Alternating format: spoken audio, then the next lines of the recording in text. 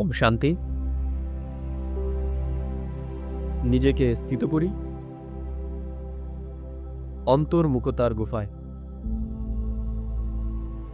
এবং ঈশ্বর আজকে আমাদের যা যা শুনিয়েছে সেগুলোকে চিন্তা করি।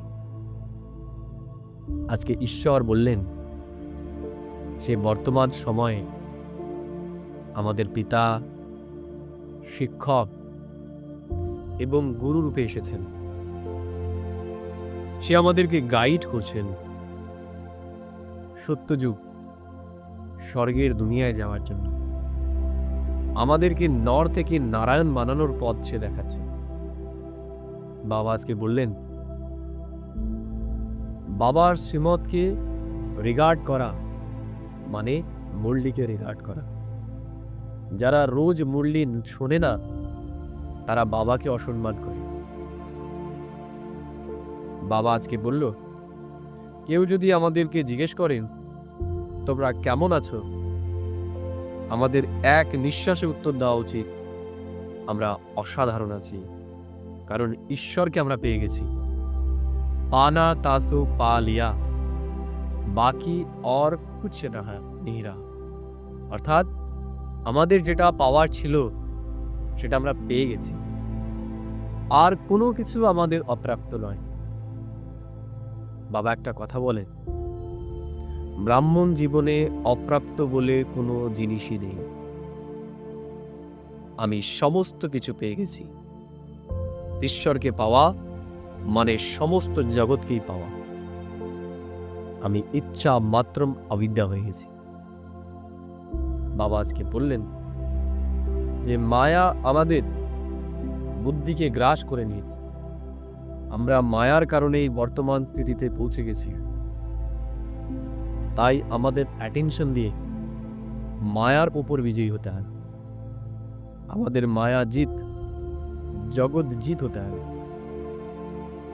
বাবা বললেন যে আমরা যেন আমাদের অরিজিনাল স্বরূপকে ভুলে গিয়ে মায়ার মুখোশ মানে কখনো ক্রোধের রূপ, কখনো লোভের রূপ, কখনো মোহের রূপ ধারণ না করি। বাবা বললেন আমাদের শ্রীমতের আধারে ভারতকে এখন স্বর্গ রাজ্যের অধিকারী বানাতে হবে। বাবা আজ আমাদের বলেছেন এই ভারতের ইতিহাস বিশ্বের ইতিহাস, আর আমরা ভারতবাসী, আমাদের ইতিহাস মানে বিশ্বের ইতিহাস। বাবা আমাদের বিশ্ব পরিবর্তক রূপে দেখছেন। আমাদের দ্বারাই এই বিশ্ব পরিবর্তিত হয়ে কলিযুগী দুনিয়া থেকে সত্যযুগী দুনিয়ায় রূপান্তরিত হতে চলেছে। বাবা আজ বারবার আমাদের এই কথা মনে করিয়ে দিয়েছেন, ঈশ্বরের অবমাননা যেন আমরা না করি। আমাদের পুরোপুরি ঈশ্বরীয় শ্রীমতে চলতে হবে। সারা দিন বাবা আমাদের যেই কথাগুলো বলেছে আমাদের সেগুলোই চিন্তনে নিয়ে আসতে হবে। বাবা আজ বলেছেন যে জ্ঞানটাকে ভালো করে বুঝে যাবে সে সেবা ছাড়া থাকতেই পারবে না,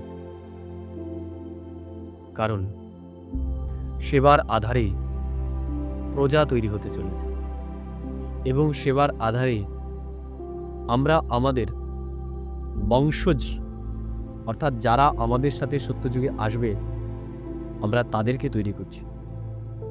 তাই আমাদের ঈশ্বরীয় জ্ঞানের দ্বারা সকলের পালনা করতে হবে। তাহলেই আমি আমার মনের মতো বাবা, মা, সন্তান, স্ত্রী, স্বামী এগুলো পাব। বাবা আমাদের ভাগ্য লেখার কলম বর্তমানে দিয়ে দিয়েছে। বাবা আজকে বরদানে আমাদের বলেছে যে আমাদের সব সময় আমাদের উঁচু ভাগ্যের স্মৃতিতে থাকতে হবে, তাহলেই আমরা সমর্থ আত্মা হতে পারব এবং স্বর্গ রাজ্যের অধিকারী হতে পারব। বাবা স্লোগানে আজকে বলেছেন সবার ওপরে যদি আমাদের দয়া থাকে তাহলে আমাদের ভেতর থেকে অহংকারও দূর হয়ে যাবে, আর অহংকার দূর হয়ে গেলে আমরাও শ্রেষ্ঠ হয়ে যাব। বাবা আজকে বললেন যে আমাদের কর্মাতীত হতে গেলে পরে কমল পুষ্পের সমান হতে হবে। কমল পুষ্পের কাছ থেকে আমাদের শিখতে হবে কিভাবে ও জলে থেকে, সেই জলের প্রভাব থেকে নিজেকে মুক্ত রাখতে হবে। তাই আমি আজ সারা দিন বাবা মুরলিতে আমাকে যা যা শোনাল, আমি সেগুলোকেই চিন্তন মন্থন করব। এবং আমার এখন একটাই লক্ষ্য, আমি কিভাবে নিজেকে তমপ্রধান থেকে সমত্বপ্রধান আত্মায় পরিণত করব।